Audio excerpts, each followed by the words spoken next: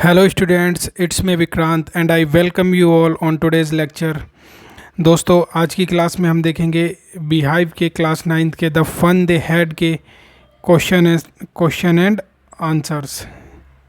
क्या करेंगे भाई? क्वेश्चन एंड आंसर्स चैप्टर हम लोगों ने कंप्लीट कर लिया था। अब क्वेश्चन आंसर्स की बारी है, तो आज मैं आप लोगों को क्वेश्चन आंसर्स करा दूंगा और बाकी की बची हुई चीज़ें हम अगली वीडियो में कंप्लीट कर लेंगे। ठीक है दोस्तों, तो बच्चों चलो बढ़ते हैं आगे भाई, और चैनल को सब्सक्राइब ज़रूर कर लेना आगे बढ़ने से पहले। ठीक है, चैनल का नाम है विक्रांत वत्स। चलो भाई आज की अपनी क्लास को शुरू करते हैं और लगाता हूँ आपके सामने पहले दो क्वेश्चन आंसर।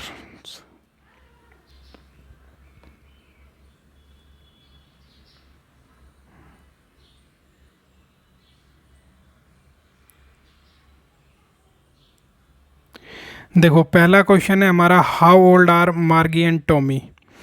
तो जो हमारी मार्गी थी वो कितने साल की थी? 11 की, और जो टॉमी था इज़ 13 ईयर्स ओल्ड। ठीक है भाई, आप समझ गए होंगे, बहुत छोटा क्वेश्चन है, शॉर्ट क्वेश्चन है आपके, तो ज़्यादा इनमें टाइम नहीं लगेगा। दूसरा क्वेश्चन है आपके सामने, व्हाट डिड मार्गी right in her diary. What did मार्गी राइट इन हर डायरी, यानी उसने मार्गी ने अपनी डायरी के अंदर क्या लिखा था दोस्तों? तो मार्गी wrote in her diary today 17 मई 2157, यानी 2157 17 मई के दिन उसने लिखा था, Tommy found a real book. Tommy को क्या मिली थी? एक रियल बुक मिली थी दोस्तों। ठीक है भाई, चलूँ अगली स्लाइड पे।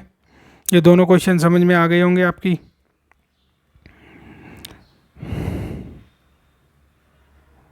ये देखो भाई तीसरा, हैड मार्गी ever seen a book before. क्या मार्गी ने पहले कोई किताब देखी थी? तो इसका आंसर होगा नो, मार्गी had never seen a book before. कि मार्गी ने पहले कोई किताब नहीं देखी हुई थी, उन्होंने फर्स्ट टाइम ऐसी कोई किताब देखी थी, काइंड ऑफ रियल बुक। ठीक है जी। What thinks about book did she find strange. तो उसे क्या चीज़ स्ट्रेंज लगी थी किताब के बारे में?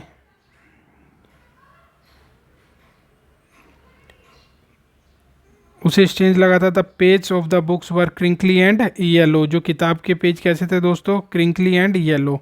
जब पुरानी हो जाती है किताब तो पन्ने मुड़ से जाते हैं, मुड़ तुड़ से जाते हैं, थोड़े पीले से पड़ जाते हैं, पुराने से हो जाते हैं। तो ये चीज़ उसको अजीब लगी थी। The words of the book were still, और जो किताबों के अक्षर थे वो एक जगह पे क्या थे? स्थिर थे दोस्तों। They didn't move as the words move on computer screen. और मतलब जो किताब के अंदर जो वर्ड्स थे वो उस तरीके से मूव नहीं कर रहे थे जैसा कि एक कंप्यूटर स्क्रीन में किया करते हैं। तो ये सब बातें उसको क्या लग रही थी? अजीब लग रही थी कि वर्ड ना तो हिल रहे हैं, वो वहीं के वहीं हैं, और कैसे हैं? अपनी जगह पे स्थिर हैं दोस्तों। और किताब कैसी थी? वो पीली और पुरानी पड़ चुकी थी, कट फट चुकी थी। ठीक है, तो यही सब चीज़ें उसे अजीब लगने लग रही थी। चलते अपनी अगले क्वेश्चन पे। देखो भाई, what do you think a tele book is. तो जो टेली बुक होती है वो होती है, tele book is displace on the screen. मतलब वो स्क्रीन के ऊपर दिखाई देती है। And the text of the tele book is similar to a book. मतलब जो टेक्स्ट होते हैं वो सिमिलर होते हैं, मतलब लिखा उसमें भी वैसा ही होता है जैसा टेली बुक में होता है, लेकिन जो टेक्स्ट होते हैं टेली बुक के वो मूव कर सकते हैं, जबकि रियल बुक के जो होते हैं टेक्स्ट, जो हमारी पेज वाली किताब होती है, लिखा दोनों में सेम ही होता है, लेकिन इसमें टेक्स्ट मूव नहीं हो सकते, और टेली बुक के अंदर हम टेक्स्ट को मूव भी कर सकते हैं दोस्तों। तो ये रही बात हमारी टेली बुक की। छठे क्वेश्चन की अगर मैं बात करूं तो, वेयर वाज मार्गीज स्कूल। ये पूछ रहा है मार्गीज का स्कूल कहाँ था। Did she have any classmate. क्या उसका कोई क्लासमेट था? तो Margie's school was right next to her bedroom, यानी उसके बेडरूम के बगल में ही था। ठीक है दोस्तों। सी डिडेंट हैव एनी क्लासमेट्स, उसका कोई क्लासमेट नहीं था क्योंकि घर में ही स्कूल था और वो मैकेनिकल टीचर से पढ़ती थी, तो क्लासमेट होने की तो बात ही नहीं होती घर में। सेवन्थ क्वेश्चन देखो दोस्तों, व्हाट सब्जेक्ट्स डिड मार्गी एंड टॉमी लर्न। मार्गी और टॉमी कौन कौन से सब्जेक्ट पढ़ते थे? तो वो पढ़ते थे मैथ्स, हिस्ट्री और ज्योग्राफी जैसे सब्जेक्ट। ठीक है जी, मैथ्स, हिस्ट्री और ज्योग्राफी जैसे सब्जेक्ट।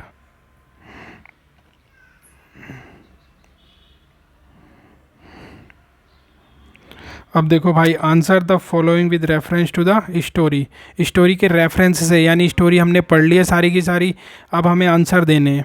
जैसे पहला आपके सामने लिखा हुआ है, I wouldn't throw it away, यानी मैं इसे दूर नहीं फेंकूंगा। वो सेज दीज वर्ड्स, ये शब्द किसने कहे थे? तो मैंने आपको स्टोरी पढ़ाई थी, आपको याद होगा, ये टॉमी बोल रहा था कि जो उसकी टेली बुक है, जो स्क्रीन वाली चीज़ें हैं, उसमें मिलियंस ऑफ किताबें आ जाती हैं और प्लेंटी मोर होना अच्छी बात है, इसलिए I wouldn't throw it away, इसलिए मैं इसको क्या नहीं फेंकूंगा, अपने से दूर नहीं फेंकूंगा। तो आई होप आप समझ गए होंगे पहला क्वेश्चन। चलते हैं दोस्तों आगे। What does it refer to, मतलब इट किसको रेफ़र किया गया? It refers to the television screen, television screen को रेफ़र किया गया दोस्तों it, in which you can read millions of books, जहाँ पे आप मिलियंस ऑफ बुक्स पढ़ सकते हो। भाई नॉर्मल किताब के अंदर तो एक ही किताब होती है, लेकिन जो टेलीविज़न स्क्रीन होती है उसके अंदर हम मिलियंस किताबें रख सकते हैं दोस्त।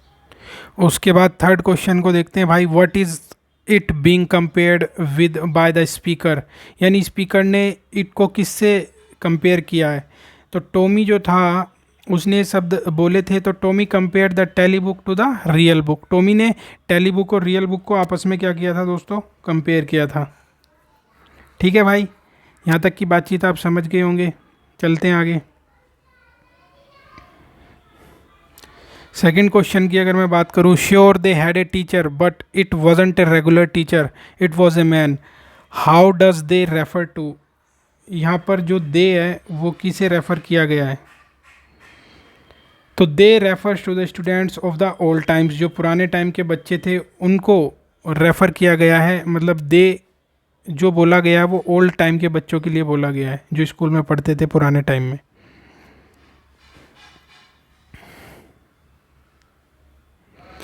अब लिखा हुआ what does regular mean here, यहाँ पे रेगुलर का क्या मतलब है? Here regular refers to the mechanical teacher. Regular से क्या मतलब है दोस्तों? मैकेनिकल टीचर का। ठीक है भाई। What is it contrasted with? It is contrasted with a normal teacher of all times वो was a living human being. ठीक है जी। यहाँ पे दोस्तों कॉन्ट्रास्ट की अगर मैं बात करूँ तो कॉन्ट्रास्ट का मतलब होता है अंतर करना, यानी दो व्यक्तियों या वस्तुओं के बीच अंतर दिखाने के लिए तुलना करना। यह हम कह सकते हैं इंग्लिश में दोस्तों, टू कंपेयर पीपल और things in order to show the difference between them, यानी देसी भाषा में समझो इस तरीके से अंतर दिखाना कि उनके बीच के फ़र्क को बताया जा सके, इस तरीके से उसे कंपेयर करना। ठीक है भाई, कॉन्ट्रास्ट का मतलब आप समझ गए होंगे। अब चलते हैं आगे। एक तरह से कंपेयर करना ताकि अंतर का पता चल सके। अब देखो 30 वर्ड्स के अंदर इनके आंसर देने हैं आपको। Answer each of this question in A short paragraph type में। ठीक है भाई। तो पहला क्वेश्चन आपकी स्क्रीन पर क्या है? What kind of teachers did मार्गी एंड टॉमी हैव? मार्गी और टॉमी के कैसे टीचर्स थे दोस्तों? तो Margie and Tommy had mechanical teachers. उनके कैसे टीचर हुआ करते थे दोस्तों? Mechanical. The mechanical teachers gave test and homework, all the lessons were. जो मैकेनिकल टीचर थे वो क्या किया करते थे? टेस्ट और होमवर्क देते थे दोस्तों, टेस्ट और homework. All the lessons were flashed on the television and computer screen. They don't had a living teacher, यानी जो सारे के सारे लेसन्स थे वो फ्लैश होते थे कंप्यूटर या फिर टेलीविज़न स्क्रीन पर, और उनके पास कोई लिविंग ह्यूमन बीइंग नहीं था, लिविंग टीचर नहीं था, बल्कि एक मैकेनिकल टीचर था, मशीनरी टाइप का, रोबोटिक टीचर कह सकते हैं। रोबोटिक तो नहीं, लेकिन मैकेनिकल टाइप टीचर जो मशीनरी होती है।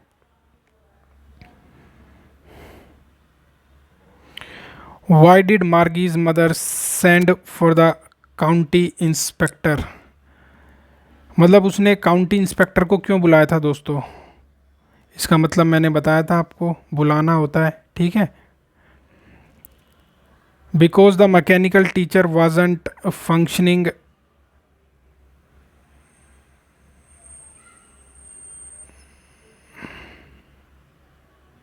Because the mechanical teacher wasn't functioning efficiently. It had been giving her test after test in geography and she had been doing worse and worse. यानी वो उसको टेस्ट के बाद टेस्ट दिए जा रहा था, जिससे उसकी परफॉर्मेंस कैसी हो रही थी, बेकार से और बेकार होती जा रही थी। ठीक है, और वो फंक्शनिंग कैसे नहीं कर रहा था, एफिशिएंटली, अच्छी ढंग से फंक्शनिंग नहीं कर रहा था, मतलब काम अच्छे ढंग से नहीं कर रहा था, पढ़ाने का काम जो था उसका। अब देखो भाई, आपके सामने क्या लिखा हुआ है,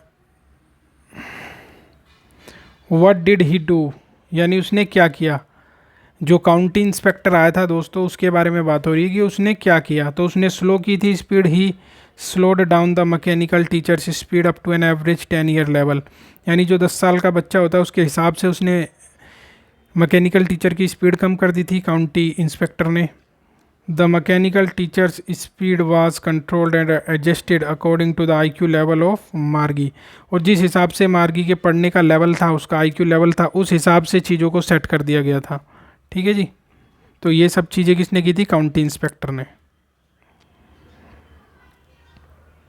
फोर्थ क्वेश्चन की अगर मैं बात करूं आपसे, वाई वाज मार्गी डूइंग बैडली इन जियोग्राफी। मतलब पूछ रहे हैं कि मार्गी जियोग्राफी में बैड क्यों कर रही थी, मतलब ख़राब परफॉर्मेंस क्यों हो रही थी उसकी।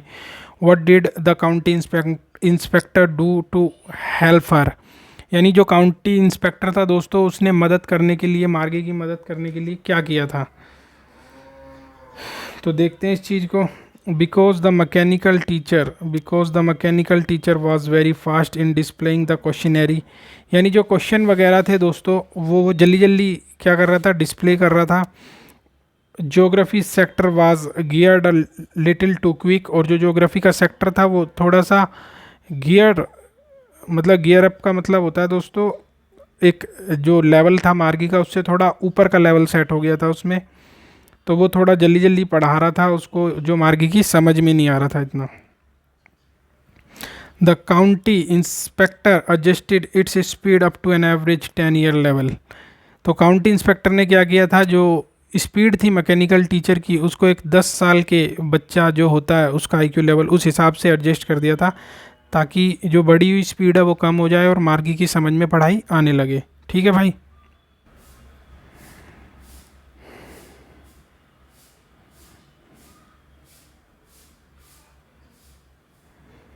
देखो भाई, फिफ्थ क्वेश्चन देखो, what had once happened to Tommy's teacher. मतलब एक बार क्या हुआ था टॉमी के टीचर के साथ। तो Tommy's teacher was taken away for nearly a month because the history sector had blanked out completely. So Tommy had nothing to do during the period. He only relaxed and enjoyed.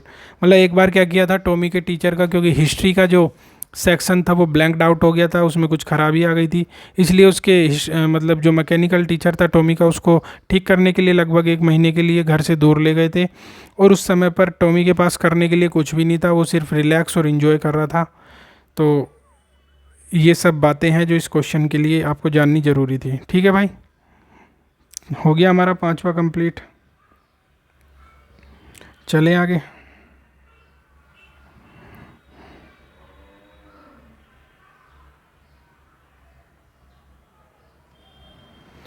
देखो, did Margie have regular days and hours for school, if so why. ये पूछ रहा है कि क्या मार्गी के पास regular day और दिन और घंटे थे स्कूल के लिए।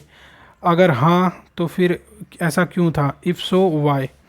This is right, Margie has regular days and hours for school because her mother said. क्योंकि उसकी माँ ने क्या कहा था दोस्तों, लिटिल गर्ल लर्न बेटर, मतलब छोटी बच्ची अच्छा सीखेगी when she goes regular days and hours for school.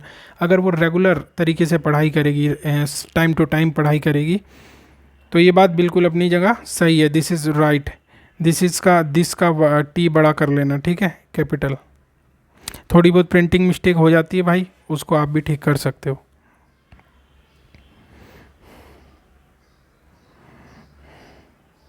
Seventh question देखो दोस्तों, how does Tommy describe the old kind of school. Tommy said that the old kind of school exist a century ago when the living teachers taught all the students together in special building according to their respective age. यानी ये question में पूछ रहा है, how does Tommy describe the old kind of school, यानी old ज़माने के जो स्कूल थे उसको टॉमी ने किस तरह से डिस्क्राइब किया था। तो टॉमी ने क्या कहा था दोस्तों, said that old kind of school exist a century ago, मतलब वो सैकड़ों साल पहले, मतलब लगभग 100-150 साल पहले एग्जिस्ट करते थे। When the living teachers taught all the students, जब सारे बच्चों को कौन पढ़ाया करते थे, लिविंग टीचर्स, ठीक है। इन ए स्पेशल बिल्डिंग के अंदर according to their respective age, और जो जिस उम्र के हुआ करते थे उन जैसे एक बच्चों को एक साथ पढ़ाया करते थे, ताकि एक जैसा पढ़ा सकें, सबको एक जैसा होमवर्क और टेस्ट दे सकें, सब एक साथ पढ़ते थे, एक साथ बातें करते थे, चिल्लाते थे, खेलते थे, अपने घर एक साथ जाते थे।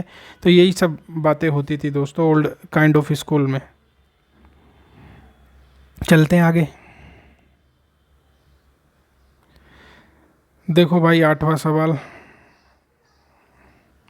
How does he describe the old kind of teachers, यानी जो पुराने ज़माने के टीचर थे उनको किस तरीके से टॉमी ने डिस्क्राइब किया था। तो आंसर क्या है इसका, he said that the old teachers didn't live in the house, कि ओल्ड टीचर घरों में नहीं रहते थे, ठीक है भैया। They had a special building, all the kids went there, they gave homework to students, they were not mechanical teachers but living human being, मतलब वो मैकेनिकल टीचर नहीं होते थे बल्कि जिंदा इंसान होते थे दोस्तों, ठीक है। Gave homework to students, students को होमवर्क मिला करता था, टीचर्स देते थे उनके। They had a special building and all kids went there, और सारे के सारे बच्चे वहाँ पढ़ने जाया करते थे, ठीक है भाई। तो ये थे हमारे कुछ क्वेश्चन आंसर्स। अब शायद आपके लॉन्ग क्वेश्चन आंसर बच गए हैं दोस्तों, और आगे की थोड़ी बहुत कहानी बच गई है fill in the blanks type, उसको हम अगली वीडियो में कंप्लीट कर लेंगे। जब तक के लिए आप अपना ध्यान रखिए दोस्तों, मन लगाकर पढ़ाई करते रहिए, चैनल को सब्सक्राइब, लाइक और शेयर कर दो, ताकि ज़्यादा से ज़्यादा लोगों के पास ये बात जाए, और आपका भी भला हो और मेरा भी भला हो, ठीक है जी। मिलते हैं अगली क्लास में, और जब तक जितने मैंने क्वेश्चन आंसर आपको कराए हैं भाई, इनको आप रिवाइज़ करो, अच्छे से पढ़ो। मैंने बहुत मेहनत करके क्वेश्चन आंसर आपके लिए बनाए हैं, टाइप करने में बहुत मेहनत लगती है, उतनी मेहनत आप भी करना, और मिलते हैं अगली वीडियो में। जब तक के लिए बाय बाय।